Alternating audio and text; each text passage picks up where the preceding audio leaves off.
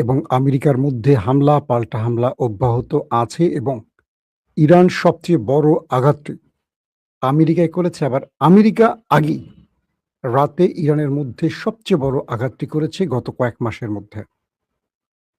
ইরানের অনেক হতাহতের খবর আসতে শুরু করেছে। পাশাপাশি আমেরিকান সেনাদেরও হতাহতের খবর আসতে শুরু করেছে এবং আমেরিকার প্রচুর সামরিক অস্ত্র ধ্বংস হয়েছে ইরানের হামলায়। দ্বিতীয় গুরুত্বপূর্ণ খবর হলো আমেরিকা এবং আমেরিকার মিত্রদের ১৩ জনের হিট লিস্ট ইরানের গণমাধ্যমে প্রকাশ করা হচ্ছে। ইরান কোন ১৩ জন নেতাকে টার্গেট করতে যাচ্ছে তাদের একটা ইনফোগ্রাফিতে তালিকা পাওয়া গেছে। পাশাপাশি আমেরিকা এবং ইসরায়েলের পরম মিত্র লিন্ডসে গ্রাহামের মৃত্যুর পর বিশ্ব রাজনীতির যারা গুটি চালেন তাদের মধ্যে আতঙ্ক সৃষ্টি হয়েছে। চলুন আমি আপনাদেরকে খবরগুলো একটা একটা করে দেবার চেষ্টা করছি। প্রথম যেই খবরটি দিয়ে শুরু করতে চাই, হরমুজ প্রণালীতে আবারও ইরান জাহাজ অ্যাটাক করেছে।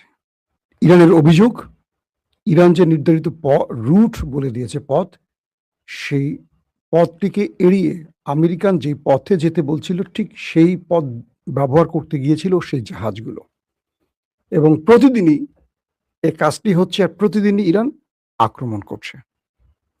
এখানে ইরানের প্রশ্ন হলো বা ইরানের কথা হলো, যদি আমরা এখনই এই জাহাজগুলোকে না থামাই আগামীতে ইরান হুমকিতে পড়ে যাবে, নাম্বার 1। নাম্বার 2, আমেরিকার উপর ইরান যে বড় আকারে প্রতিঘাত করছে বা পাল্টা আঘাত করছে, এটা যদি এখনই না করা হয় তাহলে ইরানকে আরো বড় আক্রমণের টার্গেটে পরিণত করবে আমেরিকা। এটা হলো ইরানের দ্বিতীয় বক্তব্য। 3 নম্বর বক্তব্য হলো, ইরান বলছে যে আমেরিকা বাধ্য হয়ে আমাদের শর্ত মেনেছিল, এখন আমেরিকা টেস্ট করতে চাইছে আমাদের আক্রমণ করে আমাদের সক্ষমতা কি আছে, কতটুকু আছে। যদি আমরা কোনো কারণে নমনীয় থাকি, শান্ত থাকি, তাহলে আমেরিকা ইসরায়েল আমাদের উপর আরো বড় অ্যাটাক শুরু করবে। তো এই 3টি অভিযোগকে মাথায় রেখে ইরান আমেরিকাকে পাল্টা জবাব দিচ্ছে এবং খুব শক্তি ব্যবহার করছে বা আক্রমণগুলো খুব শক্তিশালী হচ্ছে। তো কালকে আমেরিকার নির্ধারিত পথ ধরে দুটো জাহাজ প্রবেশের চেষ্টা করে। ইরান সে জাহাজগুলোকে সিগন্যাল দেয়, জাহাজগুলো ইরানের সিগন্যাল অমান্য করে। 3 বার সিগন্যাল দেওয়ার পর যখন অমান্য করে ইসলামের নিয়ম অনুসারে 3 বার, তখন ইরান সেই জাহাজগুলোকে টার্গেট করে আক্রমণ চালায়। এ পর্যন্ত পুরো হরমুজকে ইরান বন্ধ করে দিয়েছে। আর আমেরিকা বলছে যে না, হরমুজে আন্তর্জাতিক জাহাজগুলো তার নিয়ম মাফিক চলাচল করছে, কোনো ব্যত্যয় ঘটেনি। কিন্তু এই সংবাদটি মিথ্যা। যে জাহাজই হরমুজে প্রবেশের চেষ্টা করছে আমেরিকার পথ ধরে আক্রান্ত হচ্ছে, একদিনও ছাড় দেয়নি। নাম্বার 2, ইরান হরমুজ বন্ধ করে দিয়েছে, এখন হরমুজে প্রবেশের কোনো সুযোগ নেই। ইরান বলছে হরমুজে প্রবেশ করতে হলে আমাদের অনুমতি লাগবে, যেহেতু এখন এই অঞ্চলে উত্তপ্ত বা যুদ্ধ চলছে, কোনো জাহাজ ঢুকবেও না, বের হবে না। যারা ঢুকবে বা যারা বের হবে তারা আক্রান্ত হবে। তো সেই অনুযায়ী ইরান তাদের কাজটা করছে। আসেন 2 নম্বর খবর, আমেরিকা ইরানের বেশ কিছু সামরিক টার্গেটে অ্যাটাক করেছে এবং আমেরিকার ইরানের বেশ কজন সামরিক বাহিনীর সদস্য শাহাদাত বরণ করেছেন। কিছু সিভিলিয়ানও প্রাণ হারিয়েছে। সংখ্যাটা খুব বেশি না হলেও গুরুত্বপূর্ণ ব্যক্তিরা মারা গেছে এমন দাবি আমেরিকা নিজেই করছে।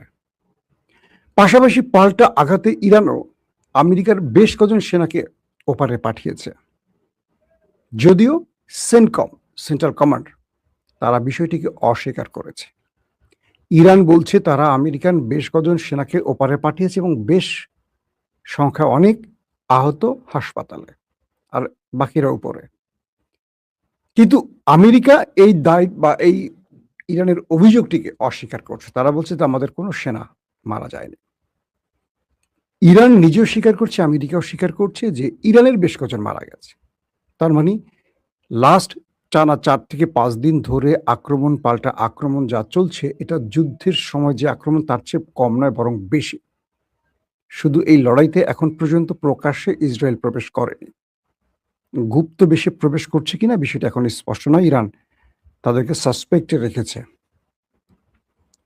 আমেরিকা ইরানের যে শহরগুলোতে অ্যাটাক করেছে, আমরা তার কিছু সংক্ষিপ্ত তথ্য আগে আপনাদের দিচ্ছি। তারপরে ওয়াশিংটনের পক্ষ থেকে ইরানের দক্ষিণ উপকূলে নতুন করে বোমা বর্ষণের প্রতিশোধ হিসেবে বাহরাইন, কুয়েত, ওমান ও জর্দানে হামলার দায় স্বীকার করেছে ইরান। কারণ আমেরিকা ইরানের যে দক্ষিণ অঞ্চল সেখানে বেশ কয়েকটি স্থানে টার্গেট করে আক্রমণ করে। তারপর ইরান প্রতিশোধ হিসাবে বাহরাইন, কুয়েত, ওমান ও জর্দানে ব্যাপক অ্যাটাক করে।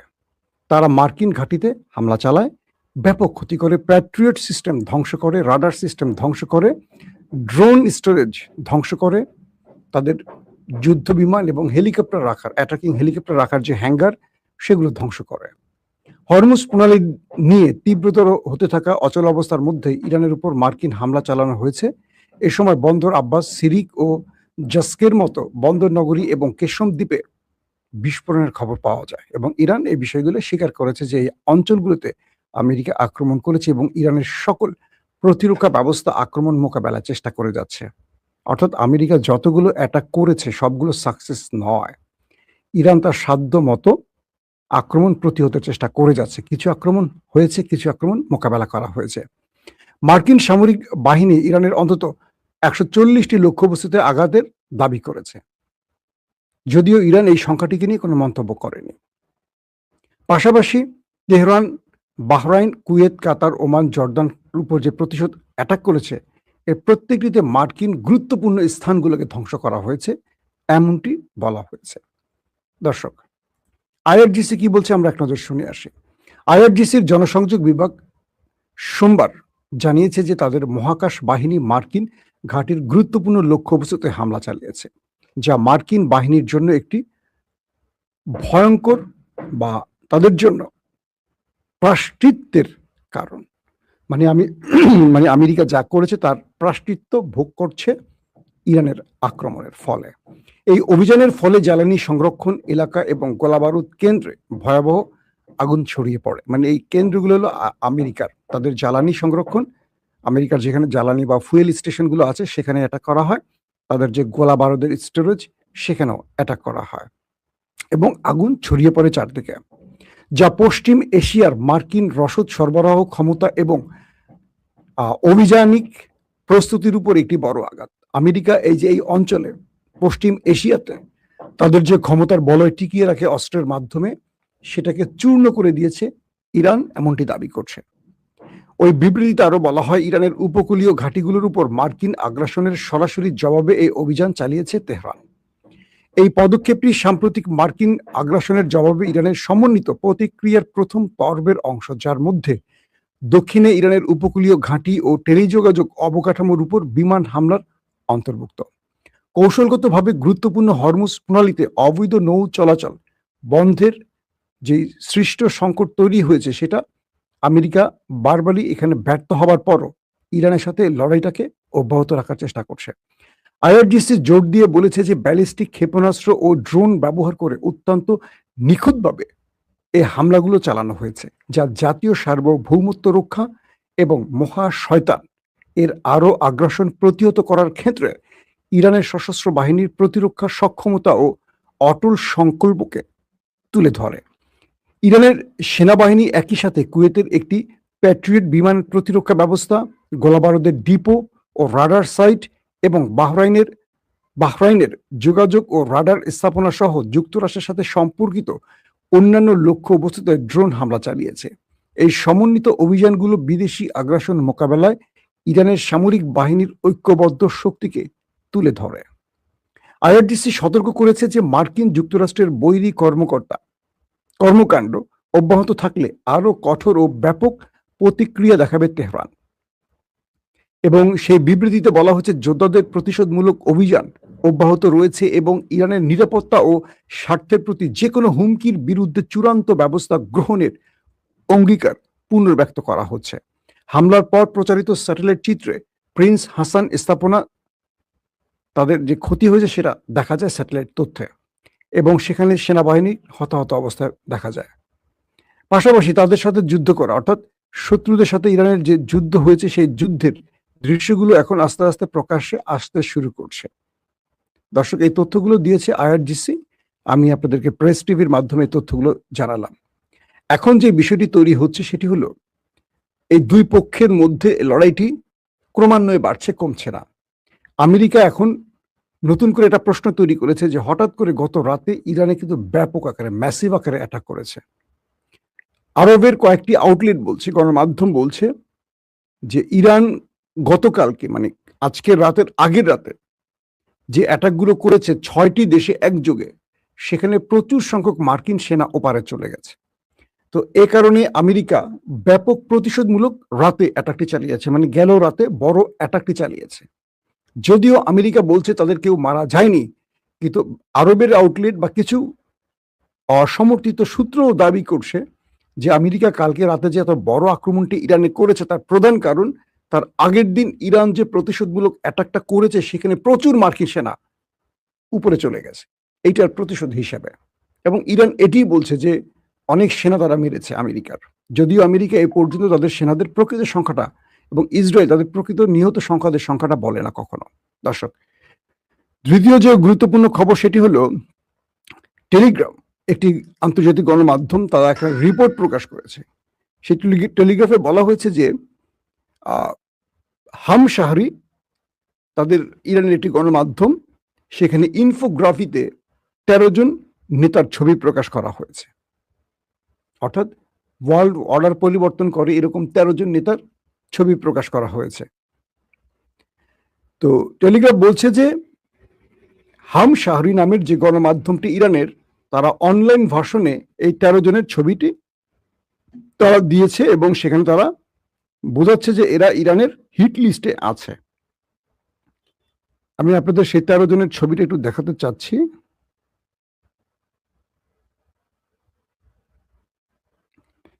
এখন এই 13 জনের মধ্যে যারা রয়েছেন তারা এখন রীতিমতো আতঙ্কে আছেন, কারণ এই 13 জনের মধ্যে শুধু আমেরিকা নয়, ইসরায়েল নয়, এখানে আছে আপনার বিশ্বের যারা আমেরিকার মিত্র হিসেবে পরিচিত, যেমন ফ্রান্সের ইমানুয়েল ম্যাক্রন আছে, ইতালির মেলোনি আছে, জার্মানির চ্যান্সেলর আছে। এদের সবারই মোটামুটি এখন কান্নাকাটি শুরু হয়ে গেছে, কি ব্যাপার, আমরা কি অন্যায় করলাম যে আমাদেরকে ইরান টার্গেট করলো কেন। মানে তাদের কাছে এখন প্রশ্ন একটাই যে ইরান আমাদের টার্গেট করলো কেন, আমাদের অপরাধ কি। ধারণা করা হচ্ছে এই দেশগুলো কয়েকবার আমেরিকা এবং ইসরায়েলকে আক্রমণের জন্য তাদের দেশের ঘাঁটি ব্যবহারের অনুমতি দিয়েছে বলে ইরান এই তালিকাগুলোতে তাদের ছবি বা নাম প্রকাশ করেছে। আমি আপনাদেরকে ছবিটা এখন দেখাচ্ছি যে কারা কারা এই তালিকাতে আছেন। আরেকটি বিষয় হতে পারে যে ইরান এখানে একটা কৌশলে খেলা খেলছে, সেটা হলো যে এই নেতাদেরকে ইরান একটা থ্রেটের মধ্যে রাখতে চাইছে। কারণ হলো যে এই নেতারা যাতে করে আগামীতে ইরানের বিরুদ্ধে আর কখনো